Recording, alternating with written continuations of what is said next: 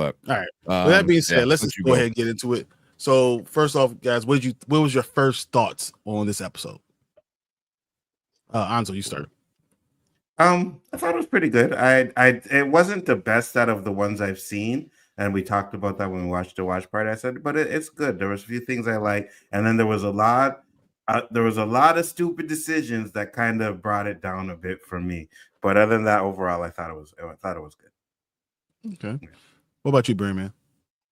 I thought it was very to the point. Mm-hmm. It really kind of got to what was going on pretty quickly, a little quicker than some of the other episodes. Probably the most simplistic plot of each episode this season to me, because it just cut to the chase basically. I think Bella Ramsey did good, even though Ellie was just kind of annoying as shit and doing stupid stuff. Mm-hmm. Yeah, she's too. She doesn't think it through, which is something I can't stand when it comes to characters. When they just kind of jump in head first, but that's to be expected with a character. But really enjoyed the final few minutes too. I'm sure we'll go into that specific part later, but overall, I was fine with it. Like I said, it really hit the ground running. It didn't waste any time on BS. Yeah. All right. What you think, Tank? Yeah, it was good. Not my favorite of the season, but you know, the ending was good, you know. But yeah, it just, you kind of get more of their relationship, Ellie and Dina, and yeah, just kind of moving along, you know. And then the ending is where it's at. The ending is where this episode really happens, you know. So, but I was never bored. I was never like, oh my god, like, can you go already? It was just going along, and then the greatness at the end. So, yeah. Yeah, no, I agree with what you guys are saying. I feel like this whole episode revolved around the ending, just trying to get to the ending. So, and then the matter if it was for Ellie and Dina, or for, you know, the Wolves, or the other group that they are Scars nuts. Yeah. They are nuts, and they explain a lot more in depth as we go through the show. We'll talk about it, but I think they did a good job to give us more insight on who each group was. So the episode started off. We see the Wolves, the leader, the little woman leader, is coming out.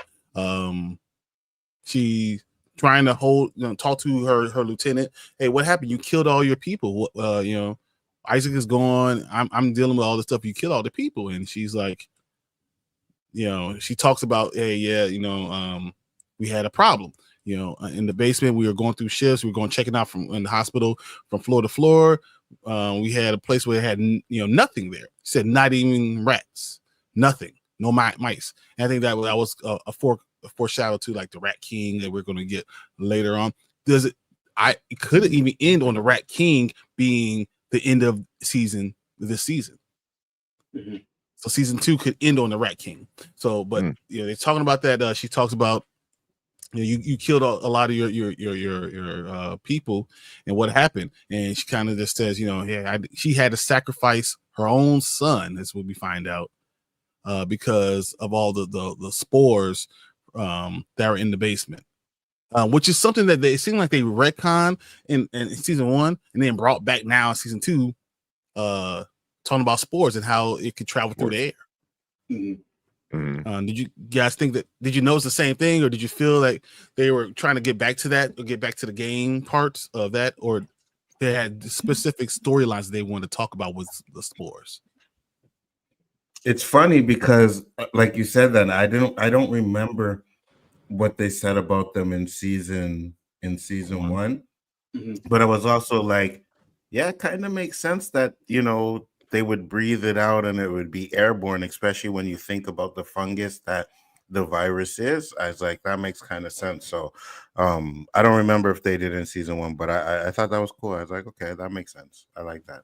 Now the question is, Okay, so it's airborne, but how come it was only in that one spot? That's what I'm. Why would it not travel outside the basement? Yeah, that's interesting. Right. Not just that, but why aren't the creatures outside letting off spores? So. But it's not the creatures, right?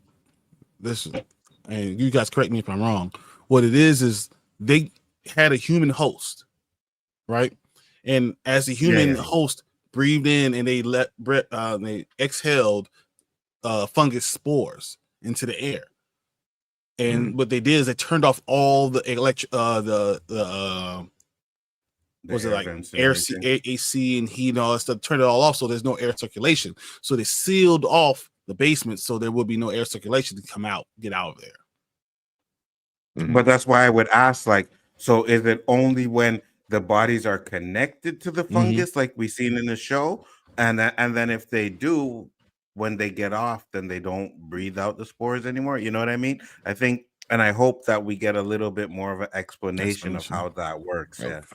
Yeah. I would like an explanation about it. I don't think we're gonna get it though.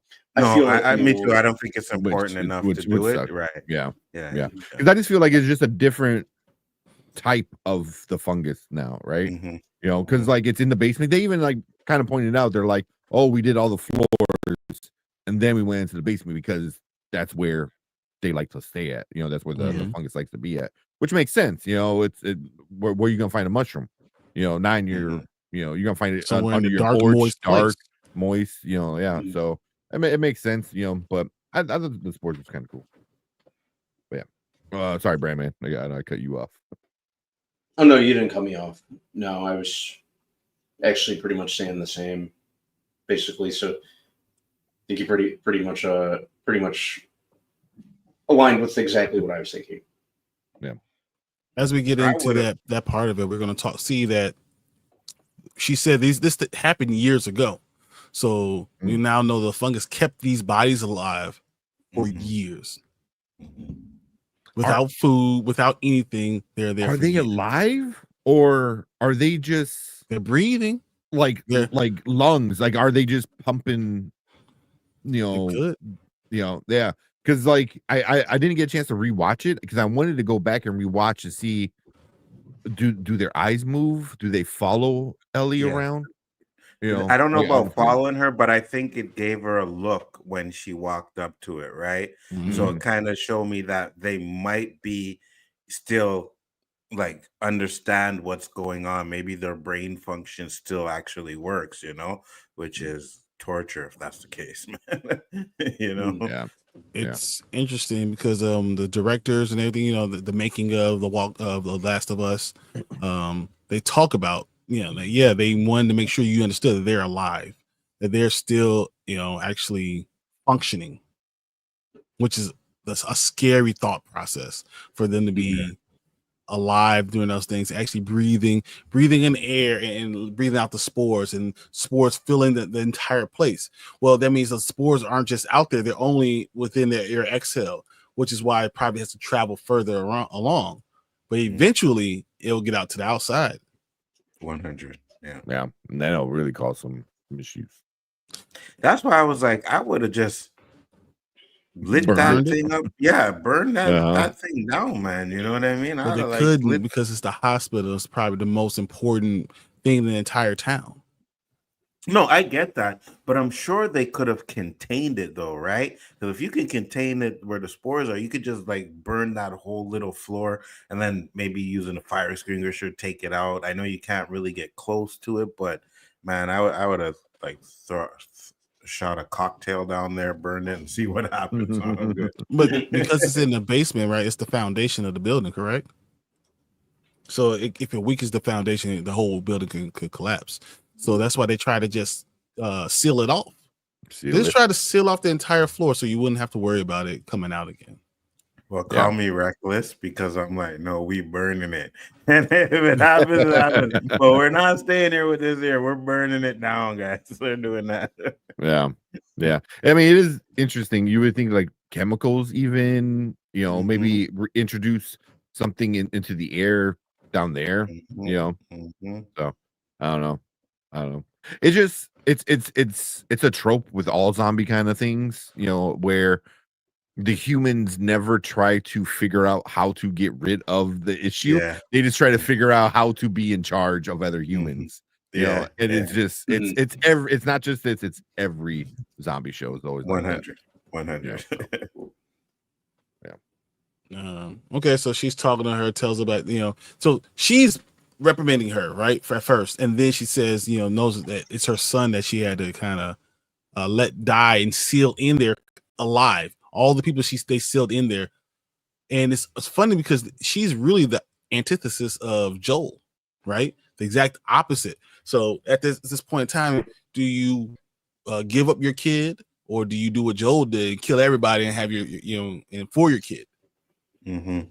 She did the exact opposite. What she did, she sacrificed her son for the greater good of everybody else. Agreed. Yeah. I thought that was really deep, and seeing the difference in them, it was, it's touching because of what Ellie is going through right now. So. But it's funny because the lady who's reprimanding her, you see her after she finds out that it's her son that she locked in, she grabs a cigarette too, and she's like, "Oh shit, I need a cigarette. I need a cigarette too, because this is a lot." And for you to go against this, was he already infected though?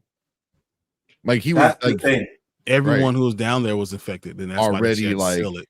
Yeah, it was like there's no saving him. Yeah, right. Yeah, that's still your child. Yeah. Oh yeah. It's still not easy, right?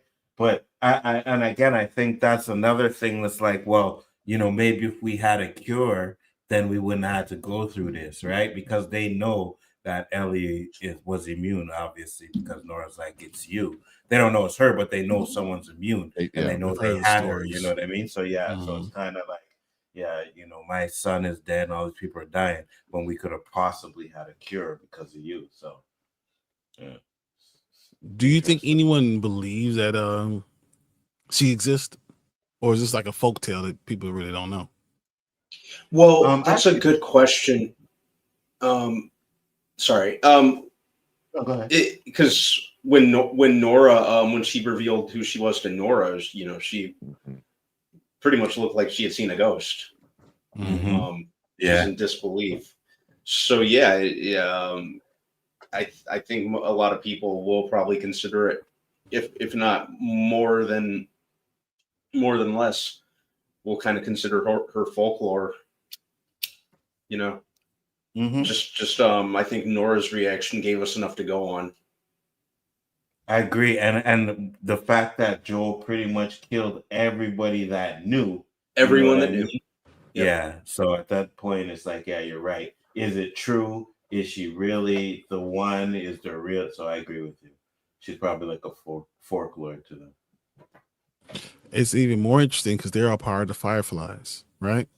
Yeah. So though they're doing all the experimentation, though they're doing all that stuff, even other members of them didn't know what was going on.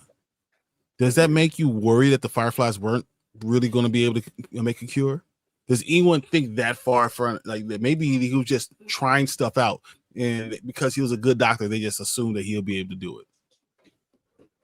Yeah. Well, I agree with you, and I think that's why Joel did what he did. Not just because he had a connection with Ellie, but also it's like we're risking her life for something we don't know if it'll work or not. And I don't think it's worth risking someone's life if we're not 100% sure. Maybe if they knew for sure that it would work, you know what I mean? It might be a different outcome, but he didn't know. So I'm like, I'm not going to do this and risk someone's life for something that just might not even work. It's too much of a risk. So, yeah. And that's kind of, I mean, they do that in the video game. It's like, you don't know if this is going to work. You assume, you think, but like, and then even then, it's like, what if you can get a cure, but because of the limited resources you have, you can only make like 5 doses, right? like, then what? And then who determines who gets it? And exactly. Yeah, it ain't gonna be what's her name's son, like right. So, You know, so yeah. And also, like, shout out because when they're talking, the lady in charge, she's was it Alana Ubach? I forgot what her name is. Yeah. Oh, the Obach. She's. I hate that people don't talk how awesome she is. How does she go from that character to being in Ted, right? With this, like, oh, you got me a karaoke machine, like, you know, to being like Beekman's World, to being in like Waiting. Like, how does this one actress have this range of just sure wasn't Beekman's World? She was, yeah. She was one of the assistants. She was in Waiting. She was the evil, angry waitress in Waiting. You know, like she was in a bunch of rom-coms and stuff like that. Like she was in Coco. She was Mama Imelda in Coco. You know, like she is an amazing actress, and no one ever talks about how great she is. You know, because she always does smaller roles. But that's why no one says how great she is. But she's never recognizable because she's constantly changing and she constantly is a different character, and she becomes this different character every single time. You know, and yeah, when she popped up, I'm like, is that her? Because she looks very different, you know, in the show. But yeah, I had to look it up and see it was her, and it was. Yeah, I don't know if they I don't know if they like put a ton of makeup or some prosthetics on her to make her look that frumpy or what. Just make someone dirty. Because I mean, she started looking very different. Yeah. I mean, she's been around. Sister Act, she was in Sister Act, Legally Blonde. You know, so she's been. I remember her in Sister Act. I remember her in Airborne. If anyone remembers that movie. But yeah, I remember her in Sister Act too. She was the student who was who didn't know any songs and was ashamed to sing. Yep. So but yeah, just shout out to her because she's awesome. I really thought the fact that she then tells the lady, hey, we're going to give you a recommendation. You heroically saved everybody, and we're going to say it like this, and that, you know, we're going to make you feel like, you know, build you up, even though she just killed her own child. And you can see the strong sheet that's on her face, and she's like, oh, thanks for making me this great person, or say I'm this great person, even though I know I feel like shit. And would you be afraid of Joel feeling that way if he decided to do that with Ellie? How he reacted in doing that type of, you know, job, decided to let her die for other people to live. Possibly, he might have been the worst person in the world to have that happen. Yeah. You know, I thought this was a little microcosm and showed a lot of different things, with, you know, and compared to season 1. Yeah. It humanized the wolves a little bit more. So the wolves, the earliest episode was it 4? They seem like they're the evil entity. We're all telling them they're the evil entity, right? Now we're starting to see that they're human beings. I think that's what they're now trying to balance the scale now. You know, this is evil entity. They're people, and they have to make their own decisions, and that's how it works.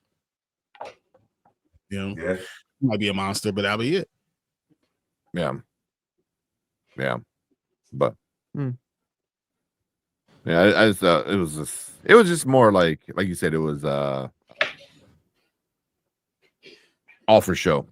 Like, oh, because people were calling her out, wasn't it? That's why she was. They're like, oh, why'd you kill everybody? And she's like, you know, so you know, it's like the least she can do is like, hey, we can call you a hero as you drink yourself. Let you know as you deal with your you know. But I think it gives you that whole, you know, feeling that the wolves are not that bad, but then we kind of get into how bad the Seraphites really are, and it really does kind of balance that out. But the next scene is, you know, Dina and Ellie trying to triangulate where the wolves are actually located, and where their base of operation is, and how it will work for them. It shows once again how impulsive Ellie is and how intelligent really Dina is. Dina is using triangulation is not easy, guys. It's not something that you use. She's talking about looking at a protractor and a compass and trying to figure out how to triangulate where this base is and their base of operation is, and the way she even did it was really intelligent. And Ellie's like, let's go kill him. It's something I can go do. Mm-hmm. Yeah, Dina's being very meticulous, and to make use of the old phrase, Ellie's being very shoot first, ask questions later. Yep. Or shoot first, shoot some more, and then when everyone's dead, try to ask a couple questions. So did I have to do that? As you shoot. Yeah. And it's funny because as Ellie is saying it, you can see Dina getting more and more frustrated. Like, look, lady, I love you. Shut the F up. But fall back. Let me do my work. Go do something. No. But I will say that this is the oldest that Dina actually looked. I feel like she didn't look like she was 13 years old. Yeah, I'm used to her. Like I said the other day, I'm used to Isabella Merced looking like she's 12, 13 years old.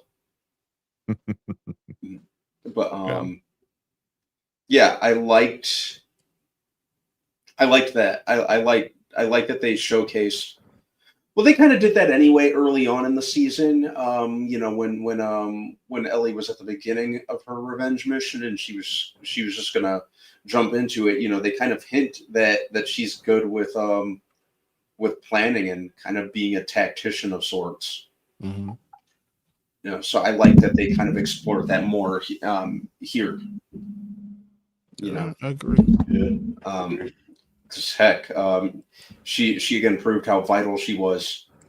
Ellie did things the way she had initially planned on doing things. She wouldn't have lasted very long. She wouldn't even got there. She would came back. Even made it there. Mm-hmm. Yeah. Let's be real about it.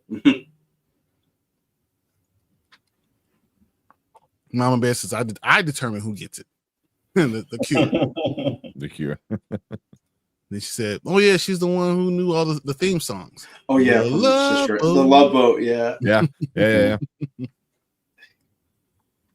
So, yeah. It's funny because Ellie was like, "Yeah, I got a protractor in my bag. You bought a protractor?" And she's like, "No, no." Got her all excited. I got a gun." So I got. And then, but she tells you at the end, like, but this is like a microcosm of their relationship, how it's been so far.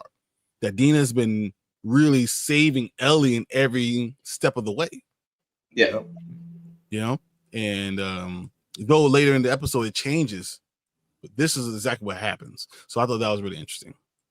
And then Ellie walks away. She goes to this giant theater, and Anzo says, "Oh my God, I hope they're not playing some more music." Like, dude, she's a great guitarist. Like did you guys know that Bella Ramsey taught what's his name? Pedro how to play the guitar.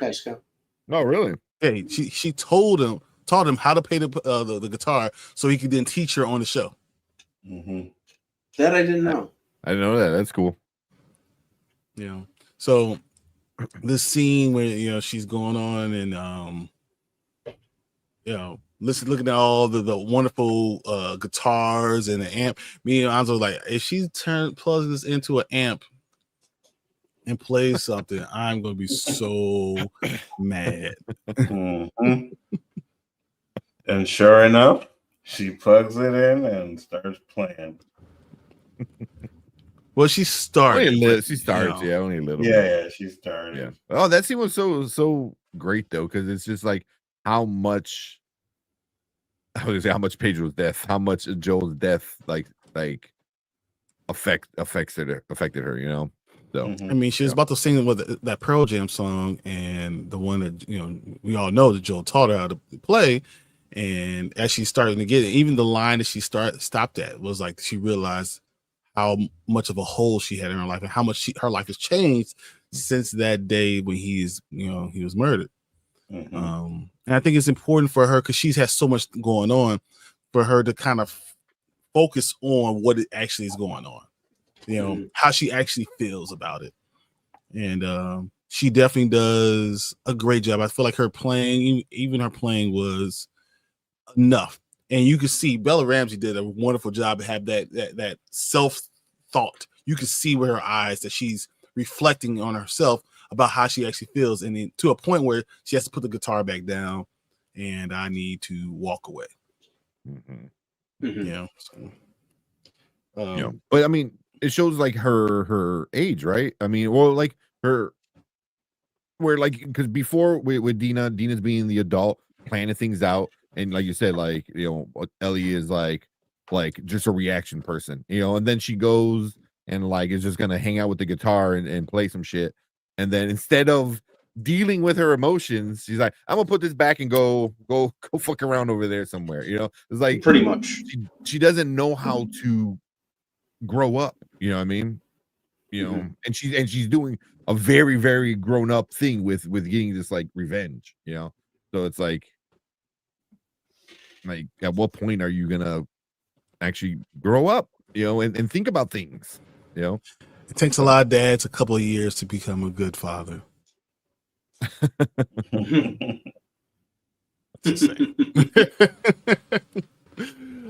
So Dina comes in, brings her over, wants to kind of explain triangulation and exactly where all the people are, how the wolves are actually centered, and how there's this dead area where they won't go.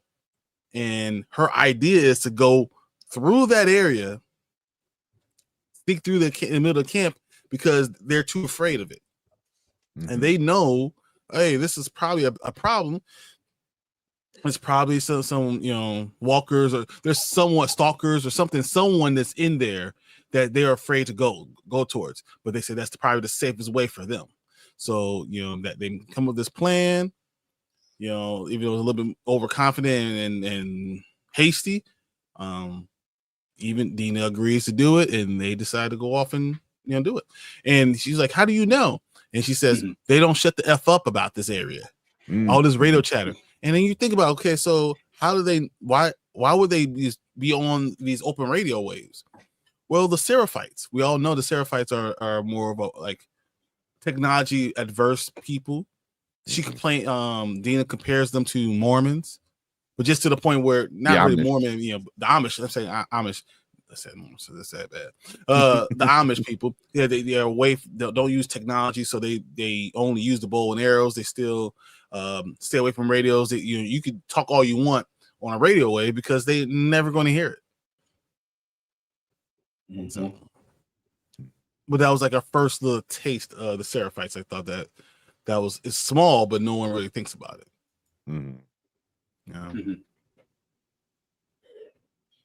I'm a Bear says, I totally haven't seen Sister Act multiple times. I've only seen Sister Act maybe 35, 45 times. Oh yeah, I used to watch Sister Act, both of them a ton. I'm a huge Lauryn Hill fan. On very much a constant loop at my aunt's house. That's awesome. Best thing Whoopi Goldberg's ever done, as far as I'm concerned. That's a long list, man. She's done a lot. You told Harpo to beat me. That's Oprah, right? From The Color Purple. Yep. Tony says, I feel Ellie and Abby will be scrapping in the finale. Me too. It's interesting. Well, you know what? Not in season 2 finale. Not in season 2. No, I think they're going to wait that out. Yep. Yeah. I mean, I'm telling you, Ellie might just see Abby.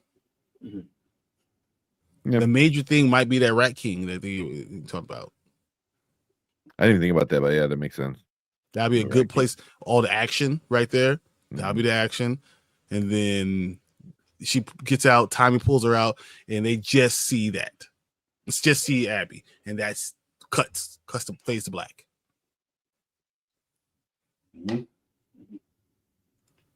I'm embarrassed. Says, anything with good music, I agree. I could anything with good music I could watch, even with bad acting. He says she was also in Jumping Jack Flash, and Eddie. Now I could go. Whoopi Goldberg is one of my favorite ones, so I love her. I know a lot of people aren't big fans of her nowadays. I still am. Me too.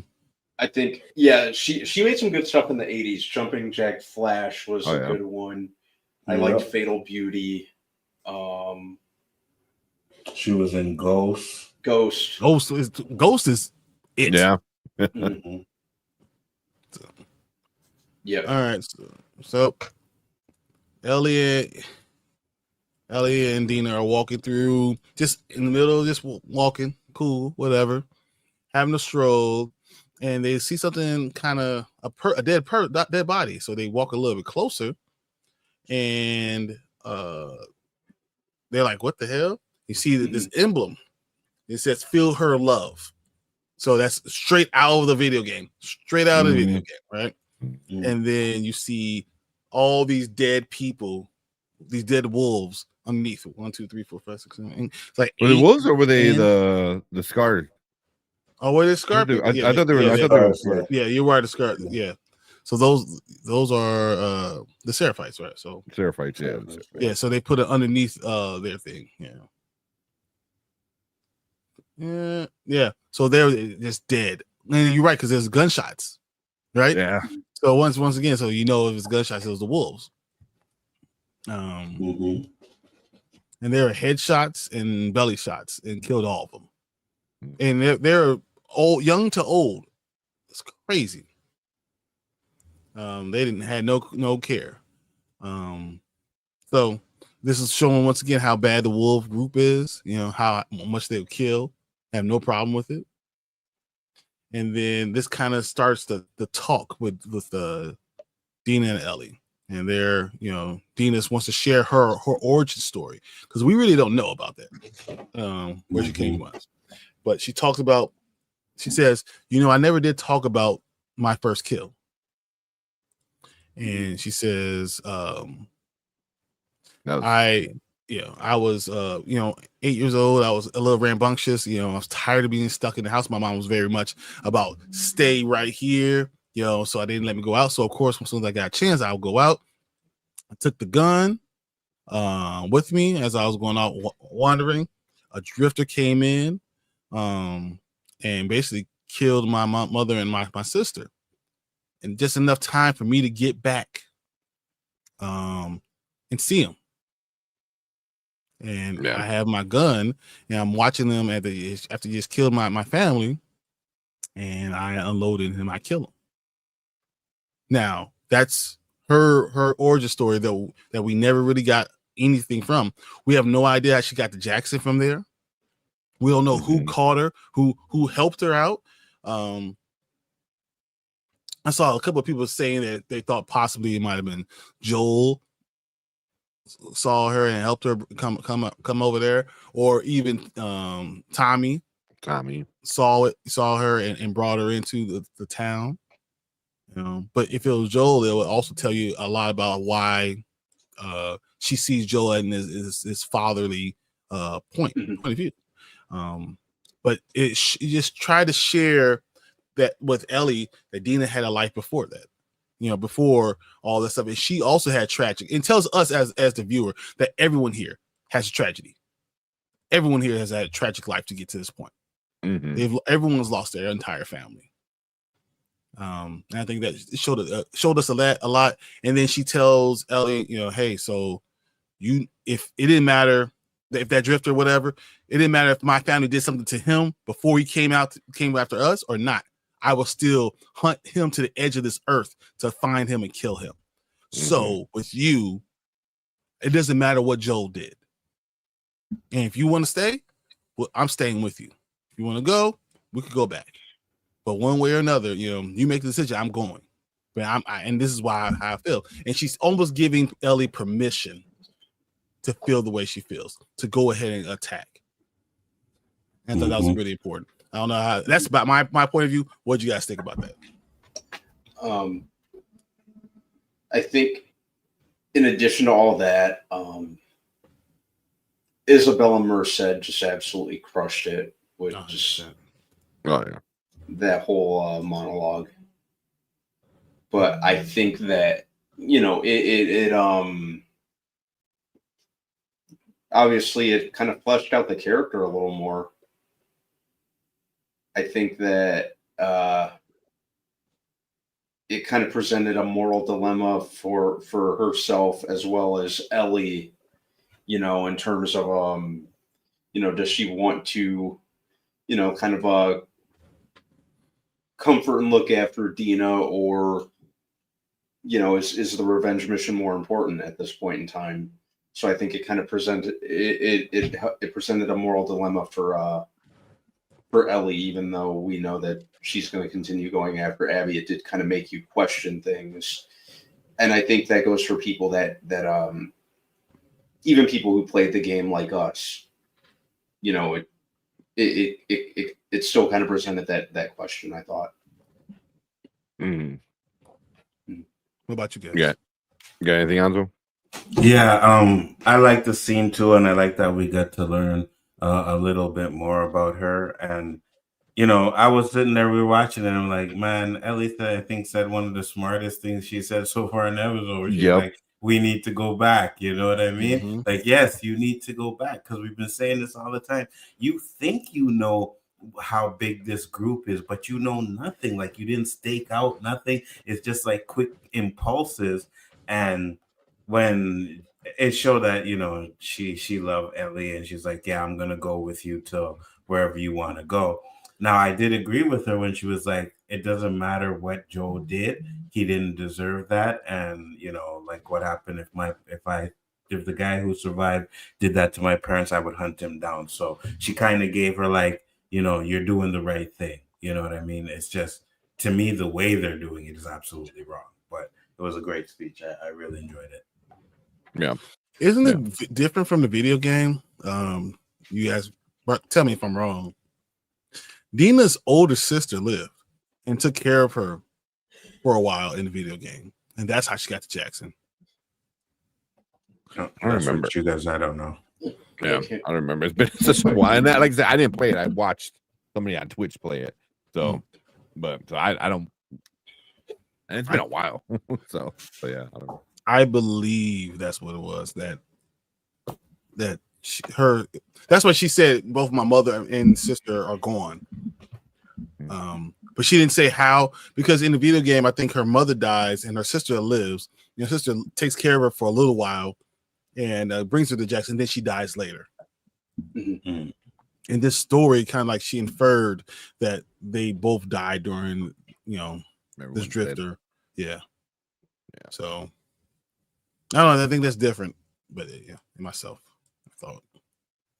And if it is different, I think I kind of like it better, because it kind of shows she understands what Ellie is going through. You know what I mean? Mm-hmm. Like, I had the same kind of thing happen to me, and she's like, what if I was there? Would he have made me watch it? So I did think that she sympathized with Ellie and was like, you know what? We're doing this. So I thought that was good. That's a friend. You know what I mean? Friend, lover, whatever you want to call it. That's exactly what that is. Yeah. But even like, I 100% agree with you, Anzo, with the first time Ellie is thinking correctly. It's like, like, what are we doing here? You're pregnant. You're gonna have a kid. Like, this is too dangerous. Like, let's just go home and live our life. Mm-hmm. Exactly. But then she comes back and tells a very emotional story. So but like Brian says, like, it gives her permission. Like, you have permission from me, the person that like you love, or care about, to go and kill the person who killed Joel, your father figure. Yeah. Did anyone else feel like that Dina also felt like Joel was a father figure to her? Mm-hmm. Absolutely. Joel means a lot to a lot of people, and yeah.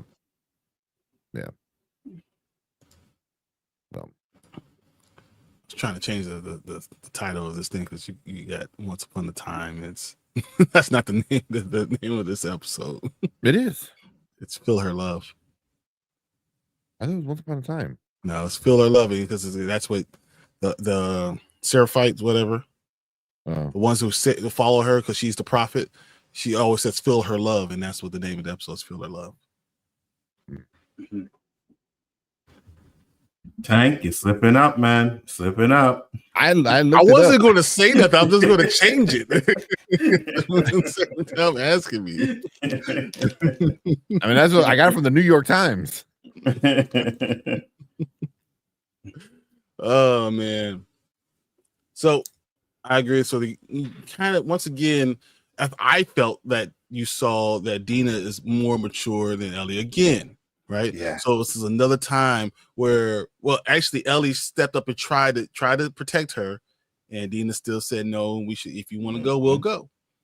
You know, and she, you know, but understanding being 8 years old and dealing with that much pain, and you saw the pain and the fury and the fire in Dina in her eyes. Yeah, and I thought that was really important too. Yeah, I agree. Yeah. All right, so I'll be back in 1 minute. Go ahead. Unfortunately, they decide to go on. They wait till nighttime to kind of start cutting through fences, trying to go through this area where they know that no one's going to be. Stupidly, right? They break in, cut bolts, cutters. Why was it being bolted somewhere to stop people from getting in? Yeah. You don't even think about why would those things be stopping you. You know, and but they knew, that's the thing, they knew, you know, that they don't go in this area for a reason. Yeah.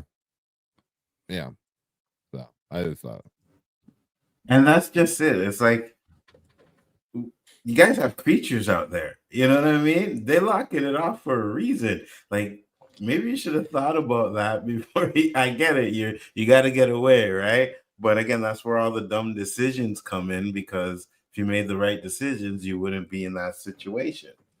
It's weird. Mm-hmm. But a lot of it is Ellie with this like invincible kind of mindset she has, you know, and she even says it in here. She goes, "I could do it. I blah blah blah." It's like, but you're still just a person, you know what I mean? Like, exactly. Them ripping you apart, you know, like you're not immune from that, you know. So, you know, but she has this like idea in her head that she's always trying to prove, and she's good. She's trying to prove everyone wrong, and it's not smart. The way she's doing it. Yeah. So, you know, they come into this room, and she said, "Okay, Dina says, I'm gonna go check it out and kind of figure out what's going on." And Ellie finally says the first smart thing she said, or the second smart thing she said in this episode, said, "Well, how about the person who's immune goes and checks that out, so you're not putting everyone at risk. If I get bit, we all right. If you get bit, you dead. I gotta kill you." So that's and then they come up with a good plan. And they say, "Okay, well, we'll do what we've done millions of times. You know, if it's 6 or 7 of them, we'll be able to take them out. There's some clickers or whatever. We'll be able to take them out because we've done it thousands of times." So they're thinking that that's all that's there, which just seems illogical. Because why are the wolves afraid of this damn area? Yep. You know, it just makes no sense. It's like they're really thinking like the dumbest things in the world. So, agreed. Hey, we got Kal-El in the building. I saw you. He said, "Hey, Grizz, brother B and Kevin." Kevin. Good seeing y'all. What up, Biggs? Oh man. So you took the what? Wait, what is happening here? Is it talking Last of Us? It says Simba was so convincing. I thought it was his story. Sheesh. Oh man. Took me a minute. It said Brian will only snap like that if they recast Aaron Pierre as T'Challa. I will look like it'll be Fury, like you see fire just coming out of my head, like ah! It'll be all over.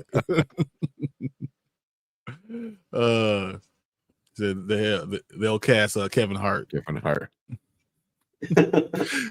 Then my bear says, "Now I had the Lion King theme song in my head."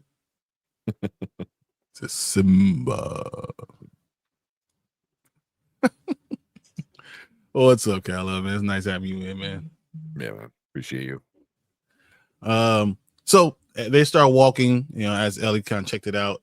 They start walking down this long hallway to get into this big room, and they find this new type of I don't know if it's called zombie or whatever you want to call it. Stalker. It was a stalker is what they called him.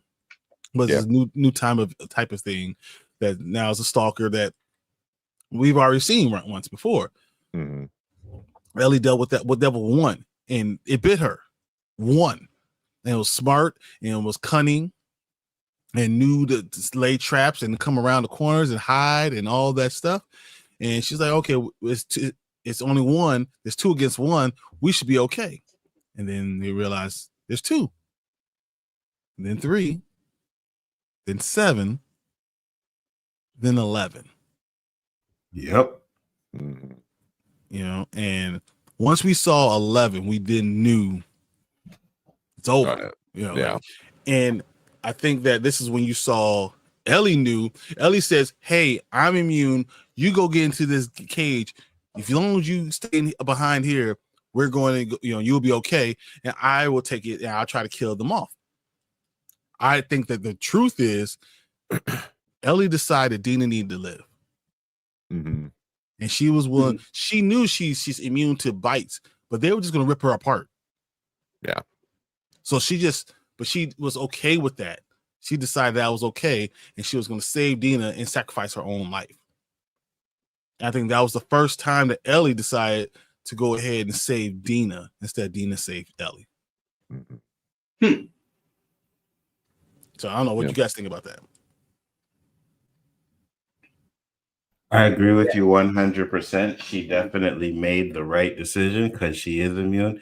And we already knew that, she said one of the stalkers was hard to beat. Now you got 11 of them. So I think she did know that, if they're dead. At this point, they're dead. Yeah.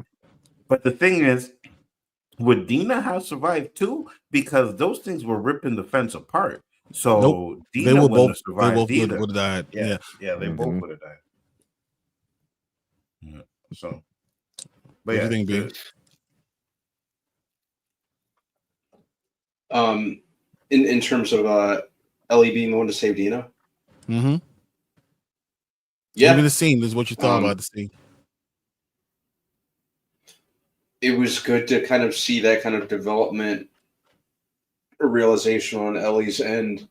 She's been very she's been very laser sighted on getting Abby, that she hasn't really stopped to consider the big picture. And I think there's been some things that's happened in the interim, particularly solidifying her relationship with Dina at this point, where she kind of has to put on her big girl pants and kind of make some more beneficial decisions when it comes to looking at the big picture, and that was one of them. So it was good to see that development on her end. Yeah. Like she's well, it's very much like Joel, like she tries to be the savior, kind of the protector, of it, so yeah. I mean, but it's funny because Dina's been protecting her every episode all the time, and it's literally the first time that Ellie was trying to protect her. And I thought that was really interesting to see. And even the kiss they shared, it was more of a goodbye kiss, like this is over. Like, this is it, kind of thing. Yeah. But in a situation like this, like where you don't need a lot of planning, you don't need a lot of like strategy, it's like the whole shoot first kind of thing that Ellie does best is kind of what is exactly what you needed. In this situation, she's like, go hide in the cage, which is a good place. You didn't think they were gonna like rip apart the cage, but I mean, she was, like Brandman said, like starting to think a little bit, but also like just throw herself at the problem, literally. It was like, but I think she knew she was gonna die. I literally think that she knew. Yeah. She saw them. She knew what was going on. That was game over. Yeah.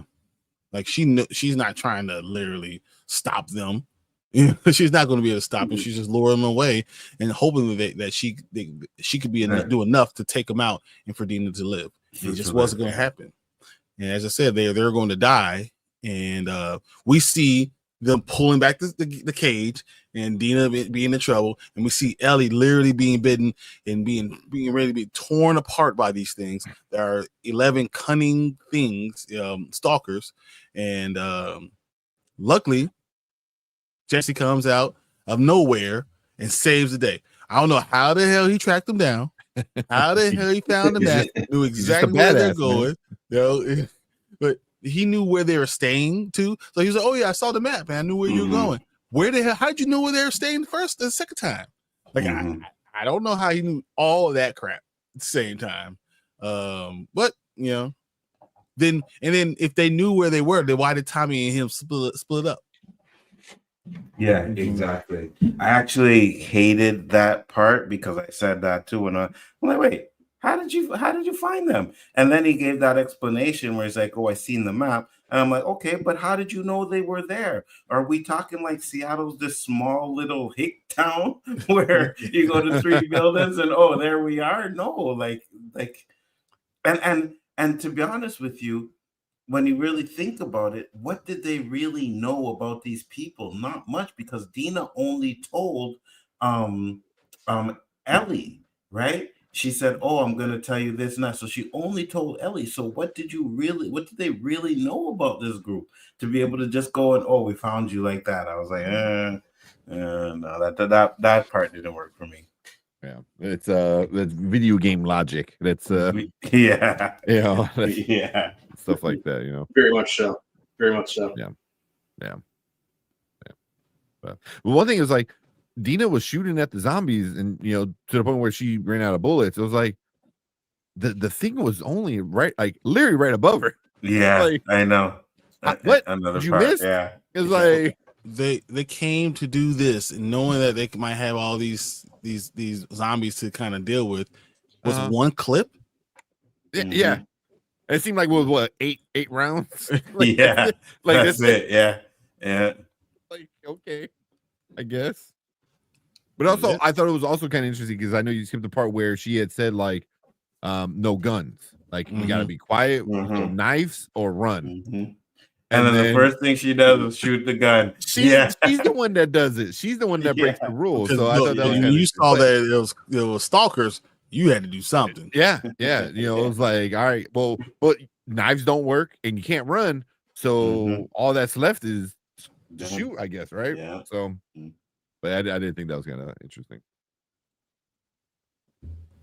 All right. So, as I said, Jesse came out of nowhere, starts with his shotgun, and though Ellie, did her best, I feel like she really did try to help, and Dina tried to do what she could do.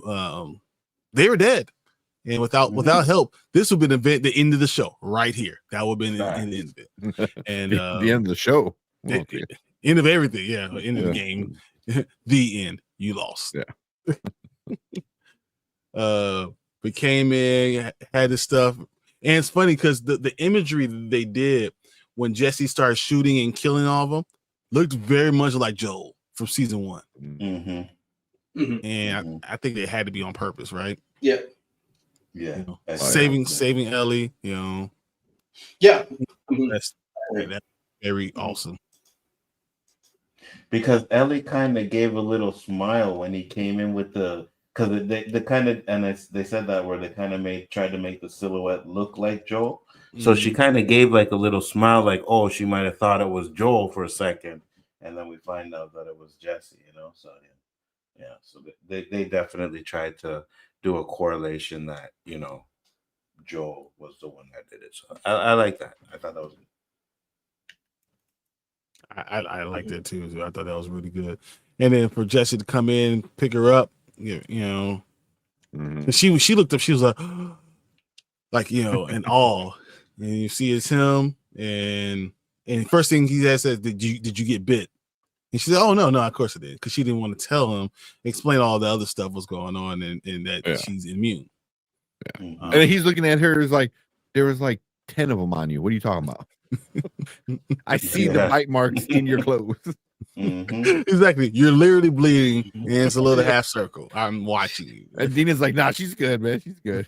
Like, So, all right, they run out of the building that they should never been in. The wolves are outside, obviously, because they heard all this gunfighting. They're laughing at them because they're stupid for being there. And Jesse leads them into the woods. You get over the cover of trees in the park. You no longer have to worry about hiding out. So they kind of going through this gate, get into the park. They're hiding out. They're running further in. And trying to hide up from them, and they find a hiding spot, and they notice that the wolves stop at the park and won't go inside. And they said, "We're gonna stay out here, right here, and if they come out, or when they come out, we'll kill them then."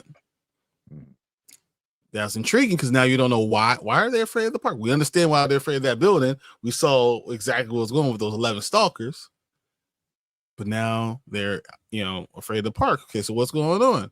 They're walking around, and then they see this Seraphite group who had a wolf strung up, and we already seen what they've done before in the previous episode when they strung them up, hung them, and then split down the stomach.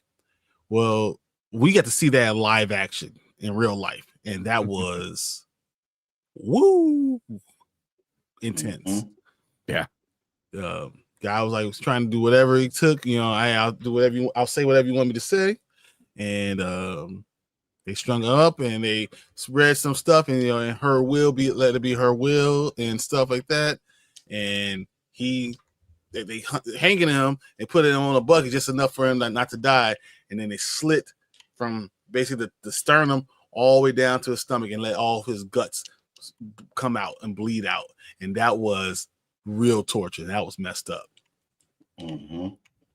What'd you think about these scenes? First of all, I guess I didn't even talk about the Ellie and Jesse, them going back and forth. And and Dana said something about toxic masculinity. I was like, oh yeah, how? She's a girl. Yeah. I don't know why they keep on doing that. Let her be who she is. Agreed. But what you guys think about the scenes? I thought it was good because what I did is it kind of show how ruthless that group is. You know what I mean? And it's not just like, oh well, the wolves are doing this just to be ruthless too. It's no, that they're a threat. So I like that. It kind of showed us that they needed that they're a real threat, and that's why they're having this war. So I like that. You be? Yeah. It hammered home the gravity of the situation if we weren't aware of it already. It especially with and it hammered home how serious the situation that Ellie's in.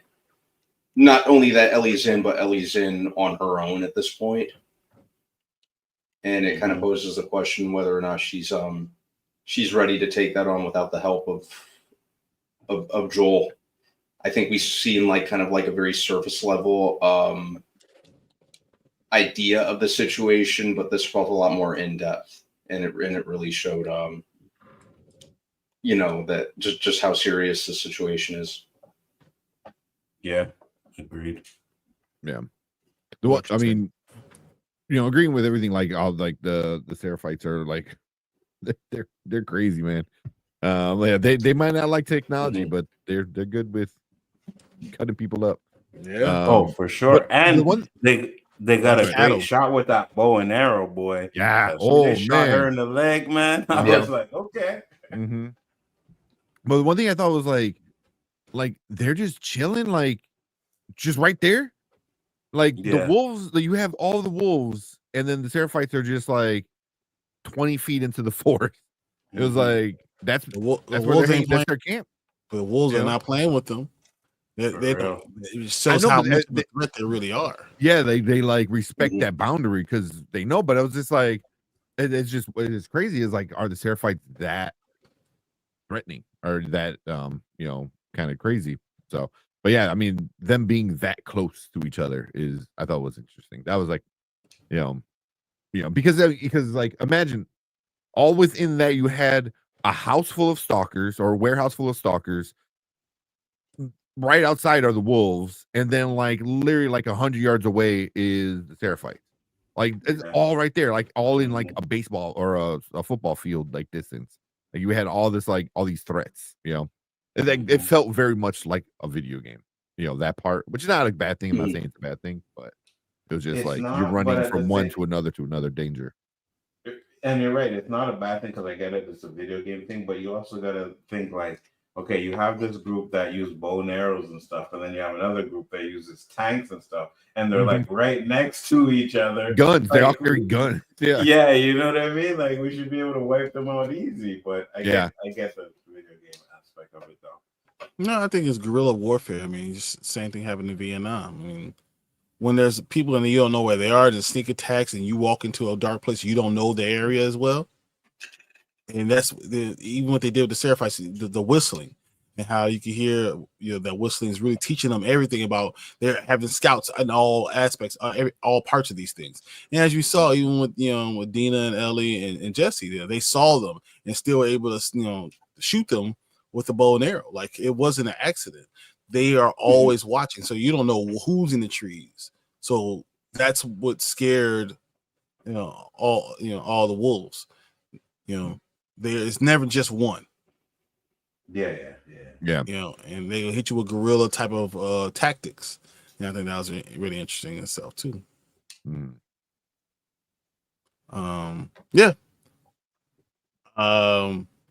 The thing is, I think what they're trying to do, they're trying to show that, because the way I felt, especially how they introduced the Seraphites in the first episode, episode 4, they were the good group, and the wolves were the bad group.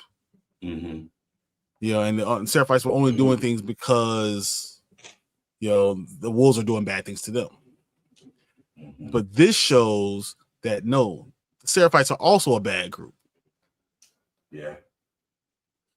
It's not just good or evil. It's not good or evil. It's literally bad versus bad versus worse, and they're both just as awful. And that means that the group cannot get caught by either one, the Seraphites or the wolves. They need to stay in that. That's a lot to be afraid of. A lot of people to be trying to dodge. Yeah, it just makes you think go back to Jackson, go back home where people are trying to be civilized and trying to be like human, and not being these like vicious mob, groups. Absolutely. Dude says The Last of Us is losing me a bit. Episode 2 was amazing. This is very much video game, and I do worry about, once we get to this end, we'll talk about how the finale is going to go. I do worry about it. And will people not be satisfied by the season 2 finale and not give season 3 an opportunity? I could see that. You already lost Pedro. You lost the star of the show. How I think season 3 is gonna be. I think it's gonna not be. It's gonna upset a lot of people. Really? I think so. I think the way that it looks like they're gonna play it out. Yeah. Let's put a pin in the direction they seem to be going. Put a pin in it. We'll put a pin in this, but we'll readdress that. Yeah. That's going to be interesting. I want to talk about that. Yeah. All right. So, they decided they need to split up, and this group is running after them. Seraphites are running after them, and you see Jesse picks up Dina and he runs with her and out, and Ellie is going the opposite direction, and she knows she should go meet up with them, but she chooses not to do that. Instead, she chooses to go to the hospital. She finds where the hospital is, and she chooses to go that way. Yep. Another stupid decision. Another stupid alone decision. Yep. But again, Dina gave her permission. Dina said nothing would stop me from getting my revenge. So including logic. Exactly. Why would I put myself in that position? She just did. So the Seraphites kind of gave up after looking for her. May she guide me, and they walked off, and then they're done. So Ellie goes to the hospital and ready to do the stupid. and go inside this hospital and find someone. Stupid. Yeah, I know, right? Just Look around. Well, I mean, she's looking for Abby, obviously. Yeah. Was she looking for Abby? She is looking for Abby, but she knew what's her name worked at the hospital. Yeah, And Nora. That's what she was going. Yeah, Nora. Nora. She knew she was going to be in the hospital because she talked about that. So that's what she was really looking for, I think. But my thing is, for when that scene comes up, right, and she catches Nora and she's there, I'm like, subdue her, do something. Like, I think, like, we all knew that Nora was going to do something to try and run away. You know what I mean? It's like, no, you have her. Like, okay, you may not want to shoot your gun to make noise, but you gotta like make sure she has nothing to throw at you, which she did. So, and she let herself get taunted in like in the easiest way possible. Yeah, absolutely.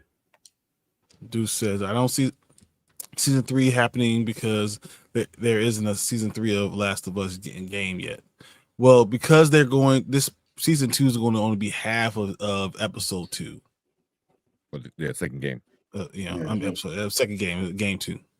So, which and I kind of understand what Deuce did. I think they wanted to drag it out. The first, season was really popular. People liked it, so they wanted to drag it out. Hey, let's do 2 seasons. You should have did it. This one should have been the whole season for the game, and then I guess when a game 3 comes out, if it does come out, then you go back to it, finish the story.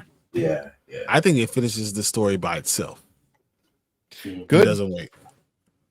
Yeah. I think season 3 finishes the story.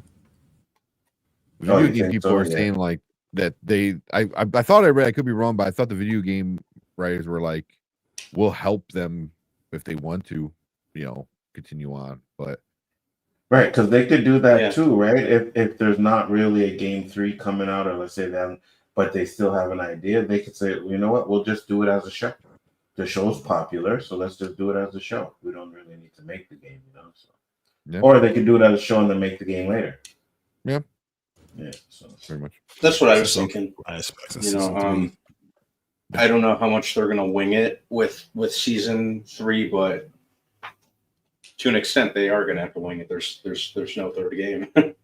No, but season 3, but it's going to still be the second part of the we haven't even got to half of the game yet. Like there's still so much gameplay from where this is at. There's still so much left. So it's gonna be there is gonna be a flashback. We're gonna talk about that in a second, but but that's what I'm saying. You could have just did this as a 14 episode season. You know what I mean? Probably. And been done. Yeah. This 7 and 8 season series or series. Yeah, it's done. That's exactly what I'm afraid of. If they're gonna and I know I've said this several times on here. I think it's good to know when to stop and when your show's how long your show's shelf life is. Agreed. I think obviously I can't really say anything because season 3 is a while off, but 2 seasons might have been the way to go. But you can't do anything except wait it out at this point. But they don't have enough money in the coffers to do as much as how expensive this is to do a 14 episode season 2. I think splitting it up for cost purposes makes sense. That's probably exactly why. Because then who's gonna justify like how many episodes or how much per episode? It's like a crazy amount. It's like something like $25 to $30 million per episode, which is ridiculous. So now, double, add 7 more episodes. It's hard to pitch that rather than like just 7 and then 7 later. But at least you can make money on DVD sales and all that other stuff. So you don't want to just think that you're never going to make any money from it. Yeah, exactly. And it's streaming too, right? So so you don't really get how much like money they actually make off of it. So I get that. They want to be careful. Or they could go Game of Thrones route and put a season and never finish the game. Yeah. Which I think this is going to happen. They'll do the second half of the story in season 3, and then they'll finish the story in season 3. Yeah, at least they'll finish Ellie's story. Yeah, don't say that to George R. Martin though, because he thinks he's still gonna finish this damn story. And like, bro, you got like the last 2 books you've been saying you're gonna finish like for decades now. So it ain't happening. Yeah, it ain't happening. Although there are a lot of story plots in the book that I want to see happen. You know, that never showed up in the show. George R. Martin. He's never gonna finish it. He's never gonna finish it. So George is never gonna finish it. Exactly. Just hire Stephen King, because that man just like can write a novel while he takes a shit, and then boom, done. You know, here's the last 2 books. How much kid murder do you think he'd put in it? So much. So much. Brandman gets not Brandman. What the hell is his name? Brand. Is it? Oh, just Brand, I think. Brand, yeah. Yeah, just Brand. Yeah, he'll die a couple times somehow. You said George R. Martin ain't never gonna finish A Song of Ice and Fire. He will pass away first. And I was gonna say, just like Anzo says, F them kids, that's exactly what Stephen King says. F them kids. All right. Back to the end of the show. Ellie finds Ellie finds a hole in the building to kind of sneak in, and she's in there waiting for a chance to pounce. We see Nora taking care of someone in the hospital, really trying to clean them up and take care of stitches and all that stuff. She went to go, look like she's trying to get some more stuff to help out there, you know, clean out the rags and all that stuff. She's going to a dark corner, which is just so weird that they have dark corners and then they're going to just go there when they have zombies running around. But that's just me. When she goes in, she's about to clean it all up. Let's get some water, some vinegar or whatever to clean it up. And you hear Ellie. And she's right behind her. So, do you remember me? And obviously she tells her to put it down, turn around, hands up, have a gun on you, and immediately it seems like Nora knew exactly what was going on. Even though she asked, who are you, what's going on? She knew exactly what was going on. Yeah. And then she kind of played it coy. So we all thought that maybe Nora would kind of ask, for forgiveness or anything like that. And honestly, she does the exact opposite. She says, F you, F your dad. He deserved it. He deserved to die, and takes off running. He's a bitch, and then he runs. Yeah. She runs. Yeah. That's literally what she said. Yeah.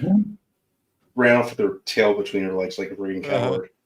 But no, was that smart? Because she already knew she had people out there with guns. Yeah. Yeah. And that's again where I get to they making these dumb decisions, because I'm like, how you gonna get out now? Everybody knows you're there. You know what I mean? Yeah. Everybody knows they're there. You're running around and they're shooting at you and stuff like that. So now you're in a predicament. Now what are you gonna do? So. Yeah, just too blinded by vengeance. Absolutely. Where she completely let it cloud her judgment. And let's be real, Ellie got out of this situation because she happened to get lucky, because she just so happened to be immune. Exactly. Yeah.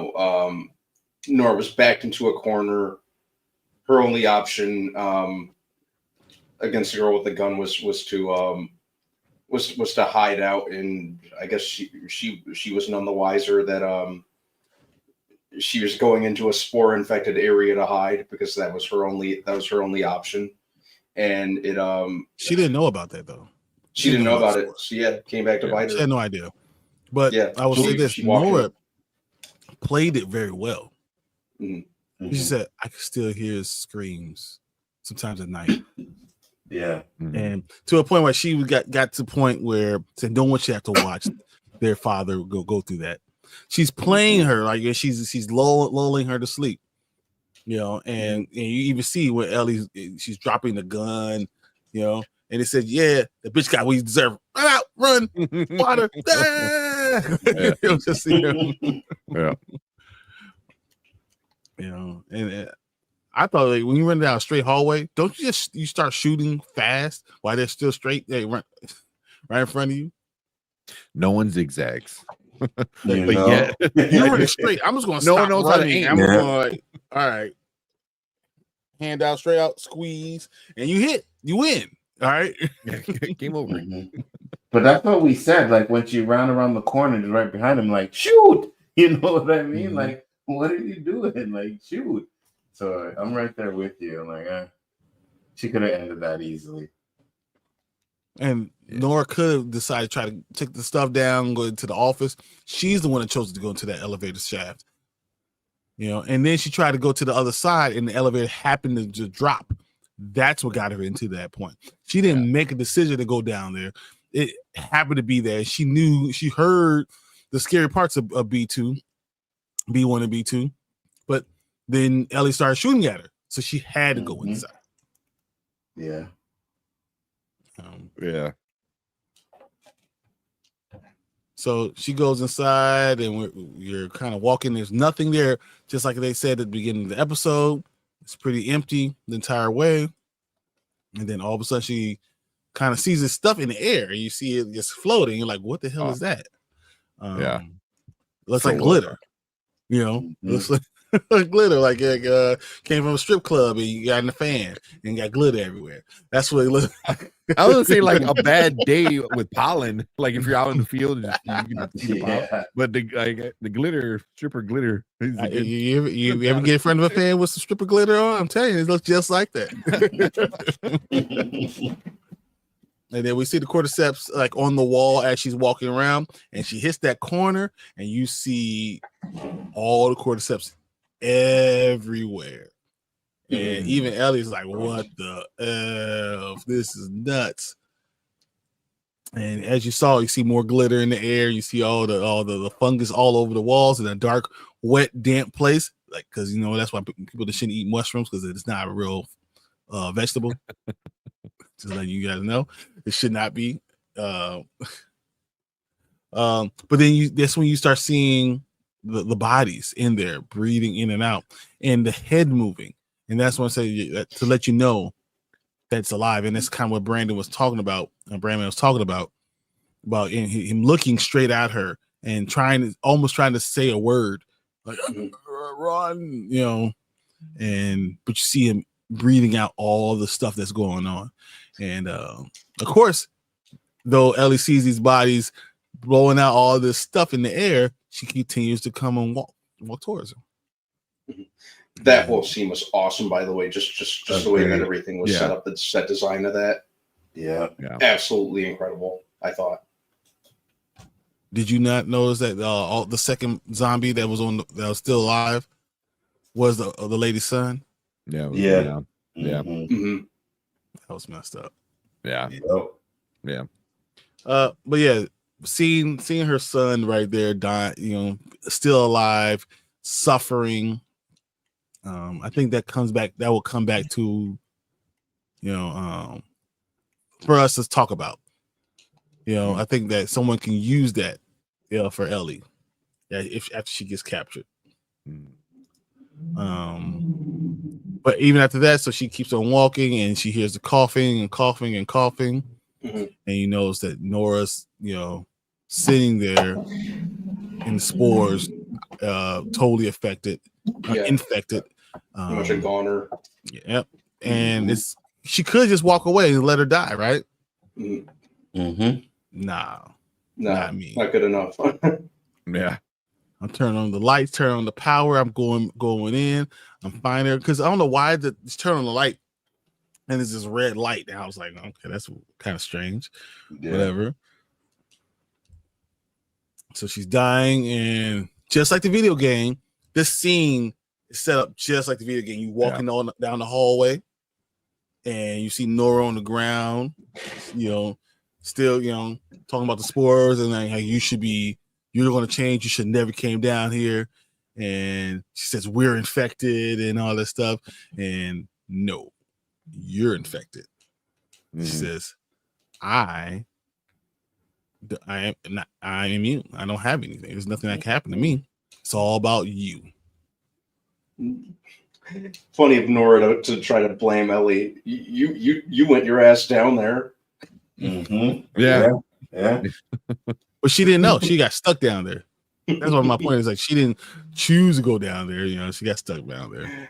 Yeah. Well, as the saying goes, the dildo of consequences rarely arrives lubed. What saying is that? I know. I've never heard that before. What?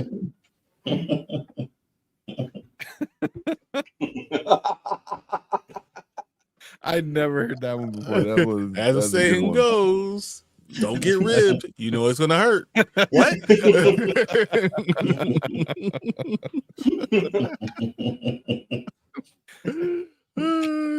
Deuce is laughing. Mom says, "What now? What? Oh my goodness! I'm like, what? Spicy bread. It's spicy. Yeah." The thing we all heard before. That's a good one. Very fitting, though. Yeah. I mean, you guys just gonna go with it, though. Oh man. So we get back to this. Ellie is talking to Dean to Nora. And dealing with all this stuff. And Nora says, do you know what he did? Do you know why we did this to Joel? You know what he did? He actually came, he killed everyone in the hospital that you were staying. And then he shot Abby's father in the head.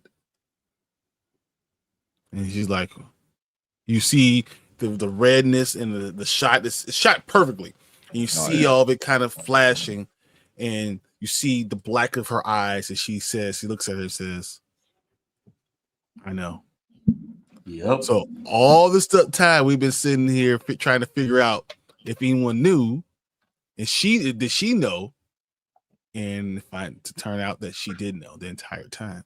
She knew exactly what happened, and they had this conversation, and that means Joel did admit it to her. Yep. He told her. Which, I mean, going back looking at the start of the season makes sense. Like, why else would they not be talking and stuff like that? So, and that's why I think we're gonna get the flashback episode. We're gonna get that information when he's gonna actually tell her. So, yeah. And it's funny because she says all that. She says, "I know," and she puts away the gun. And then she does the same move that you see in the game when she kind of bends down and she kind of starts looking at her. And as Nora's kind of falling down on the ground, your head's sitting there on that concrete. She looks around, something, and we didn't really talk about. We talked about it earlier, but we didn't really talk about the fact that she now knows that she was immune, and we talked about how we thought that she thought that it was a folklore, that it was a story that no one that wasn't true. And once again, so that means that some of the Fireflies did not know what was going on. Not everyone knew what was happening. So, but she looks around, she finds a nice torn up rusty pipe. It had to be real messed up. Make sure that had one that's going to kind of look like you can get tetanus if you ever cut it. Yeah. And she walks over slowly, very Kill Bill-ish, at this point. And she looks at her and she says, 4. Bam. Yep. And she says, where is she? Bam. Where is she? Bam. And you hear her just, screaming and crying. And every time she swings that pipe, you see the monster come further out, and you realize what you've created in this idea of who Ellie is now. Mm-hmm. And after that last hit, pow, goes to black. And then wait a couple seconds, and you see her waking up, and you're like, "What's going on?" And it's beautiful, sunny, and you see like the sun kind of hit her rays, and you realize she's back in her room in the house. And Joel walks in and says, "Hey, kiddo," and she seems so happy, so elated. It's probably the last time she smiled like that. And she says, "Hey," and then cuts off right there. So, yeah. So, what did you guys think about the ending? I thought the final shot was a good wrap up. Even though we have a couple more episodes, it definitely brought this episode full circle. You know, I think it kind of illustrated Ellie in her mind, her sense of retribution, or at least getting one step closer to retribution for what happened to Joel.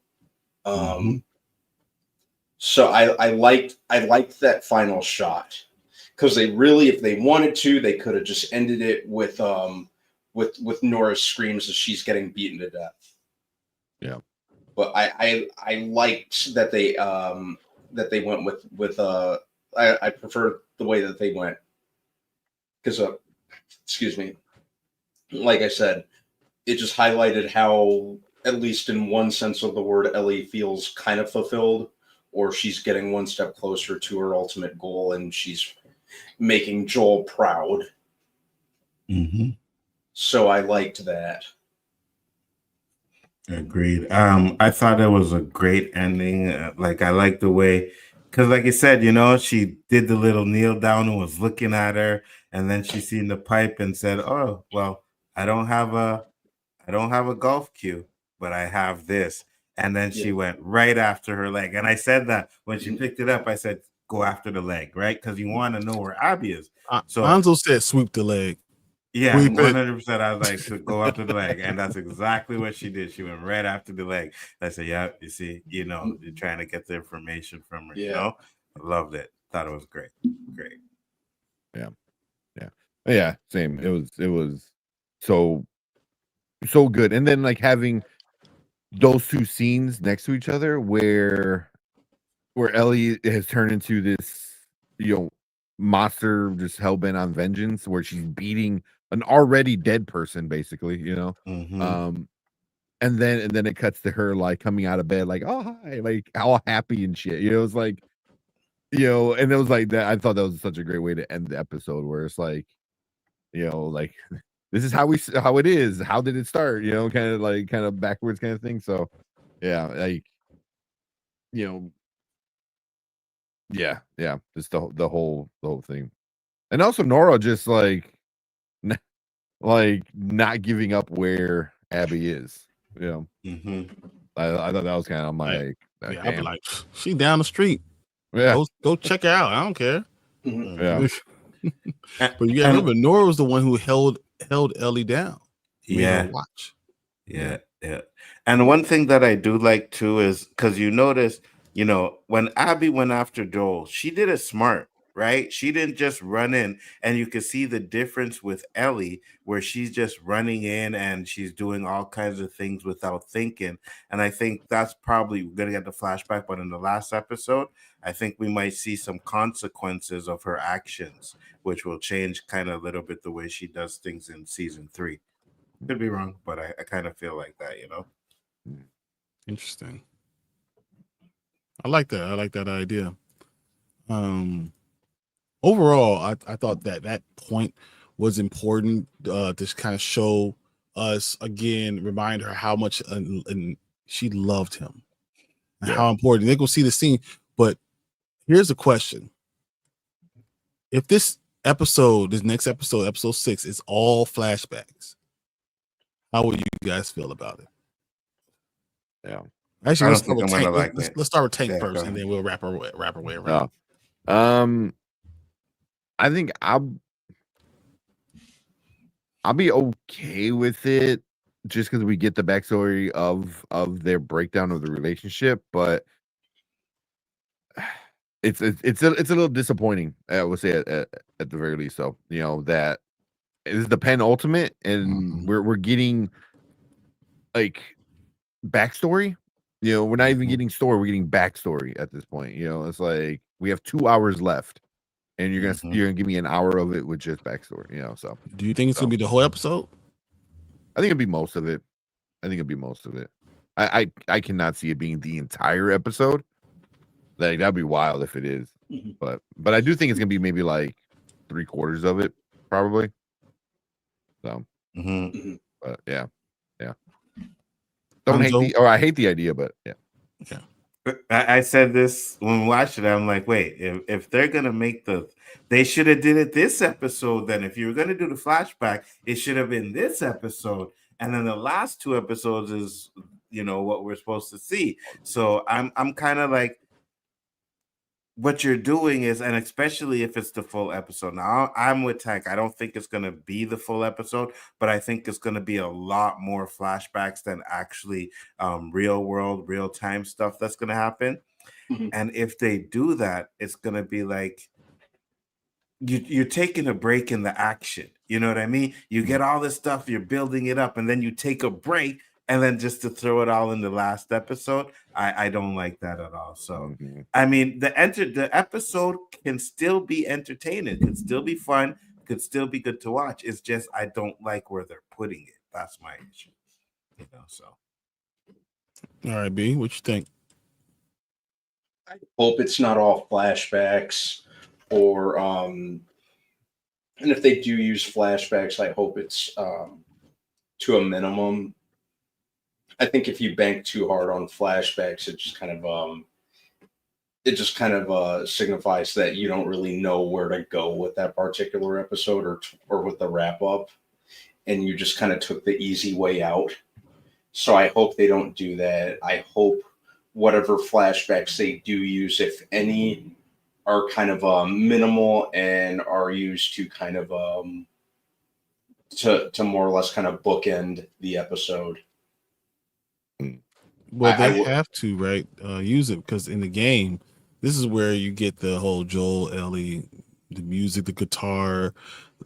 He takes her hunting and all that stuff. And remember when right before he died, she's in episode 2, she says, "Yeah, we're just going to probably have another father-son hunting type of trip." And it seemed like this is going to be the same type of thing as a daughter, a father hunting trip again, and that's what she was referencing when she was talking about it then. And we'll love each other again because he'll always be Joel, I'll always be Ellie, and that's just where we are. And that's what she's referencing. I think that's what's important to go back to that point. Yeah. So, but the difference is that happens middle of the game. This is happening the end of the season. Which is still season 2 and 3 are the game, but still, like, I gotta wait a year. So yeah, very daredevilish. Yeah, exactly. Yeah, exactly. Because if you really look at it, you're right. It technically is the middle of the game, but because they're doing it in a season like this, it just does. To me, it doesn't feel right to have that as the second to last episode. It just But again, we're talking. We haven't seen it yet, right? And it could still be a good episode. Maybe it won't be as much flashbacks as we think. Maybe first 15 minutes you get a montage of flashbacks of this and that, boom, then you get into the episode. If they do something like that, I'm fine with it. But if they make the whole episode a flashback, that's going to be an issue. That's going to be an issue. Yeah. Which is just going to set up a very unsatisfying finale. Yeah. Because I think a lot of people are going to get really mad. Season 3 is gonna, but they're going to have to change something up. So I think season 3 is going to be all Abby. Yeah, she's going a lot because in the game you play about 50% Abby. You know, I even say even you want to be a little bit 60% or 60-40, you know, where 40% you play Abby. We haven't seen Abby since episode 2. Exactly. You know what I mean? Yeah. So there's still her whole gameplay, her whole thing where she is, you are her. You know what I mean? So Yeah, season 3 is gonna be all Abby. Yeah, I feel like that's the only way to go. Fast forward it. They'll fast forward her. I don't think, because I mean it's where it ends. You know, where the game ends, it'd be one thing, but yeah, I think season 3 is gonna be all Abby, which is gonna piss off even more people. 100%. Because like 100%. You kill Pedro, and then now you're giving me her as the main character of this story. Like, F off. You don't think they try to use Isaac more, another seasoned actor, and try to put more of him in there? They've changed some things. They've changed some things. So. Yeah. Oh yeah. Yeah. Dude said yes, a very common saying, and then Mama said, "Kneel down and grab a pipe." Are we still talking Last of Us? I mean, maybe. Yeah. Maybe they used to let the actress grow up a little bit. Maybe they used to let the actress grow up a bit. No, but I mean, everyone's pretty much aged at the right point right now. I don't think anyone. Yeah, but also I think Isaac plays an important part in Abby's story, which just furthers my assumption that Abby's going to be the main character in season 3. Yeah, I think they're going to show a lot of Abby. I was gonna say I went to the to get a drink, and Mama Bear, you already know when we're talking about some pipes, we're not talking about the show anymore. You already know that. I already know the conversation went somewhere totally left. So.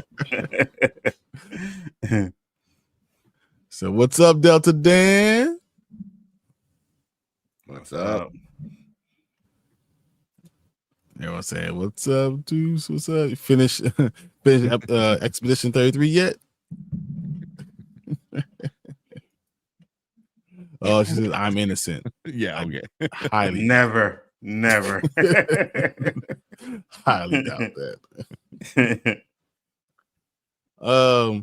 Yeah. So, I'm looking at. I think that they're going to have half.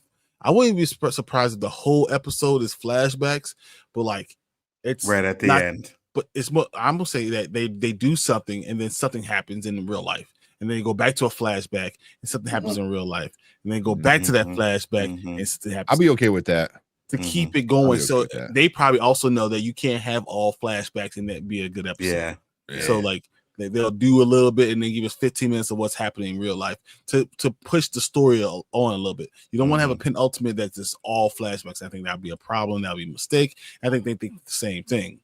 So we'll see. Yeah. But I think that will be more what happens. I agree. I like that. Overall, what's your grade for this episode again, guys? If anyone missed it. Ooh, I'll give it. You see, and I like a lot of these episodes. I think this was, like I said, wasn't one of the best ones. So I can give it, I'd say give it a B+. I'll give it a B+. B? I'd give it a solid B. Almost said B+, but I'd give it a solid B. Good one. It was straight to the point. It had some interesting character progression with Ellie, which I liked, and I think I was a big fan of the way that it ended. So yeah, solid B. Yeah, that's same probably B. Yeah, because everything was okay. It's very basic kind of stuff, and then the ending was was good. So yeah. Like I said, wasn't my favorite episode of the season, but but you I'll give it an 87%. Is that not college or high school? Almost a B+, but not quite there. Okay. Yo, a high regular B. Mm-hmm. High regular B. It's not quite a B plus, but it's good. It's a good episode, but yeah, there are like at least 3 other episodes that back. Yeah, for sure. Yeah. So how I do. So I haven't played it yet. Just watched someone on YouTube play and it looks cool. I really don't like turn-based games though. Gotcha. What's the turn-based game? Say, Mama Bear. To give it a spin, I drop metaphors and I will 100% this one. Nice. So I gotta get up at 4 a.m. Not sure if I can even hang with y'all East Coasters tonight. I understand. I feel you. We also don't know because it's the only East Coaster right there. That guy. Boy, Delta Dan, I'm feeling you too. You know what I mean? Yep, be out of here 5 minutes.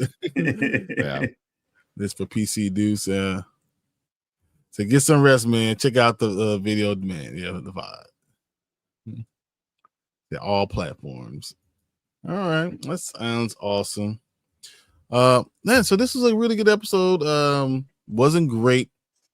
I do worry about episode 6, but we'll be back here to discuss it next Monday. First of all, we have the watch party with Anzo on Sunday. We'll be there. I'll be there, making sure it's there. Tank will say he tries to get there, but he'll never be there. And that's what's going to happen, no matter what. We'll try to get it done and enjoy episode 6, and then we'll talk about it here on Spoiler Kings on Monday. Having a lot of fun. Break it down and hopefully we can figure out where the hell they're going to go before the finale and will it be actually good and where. I want to know if anyone can figure out where they're going to actually stop it. Gotcha. So everyone got some homework. Watch it and pay attention and have your own ideas of where we're going to stop it. You guys got anything else? No, man. Thanks for having me. It's great. Always a pleasure to hang out with you guys, man. Appreciate you coming in, man. Yeah. And thank you guys, chat, for keeping it going. You guys are awesome. Thank you for everyone staying awake because it's late as hell. And we probably shouldn't have done that whole hour at the beginning. Well, I was late too, so I appreciate you guys like just talking and doing stuff. But I have to ask you, did you watch The Walking Dead yet? Nope. I'm actually about to watch it right now. Okay, I actually have it on my computer Okay. So we're gonna definitely do that. Yeah, guys. Thank you guys for being here with us. We really appreciate you guys. You guys are the whole reason why we do this. And we will see you guys on Thursday. See you later. Later. Don't forget to like and subscribe. We out here.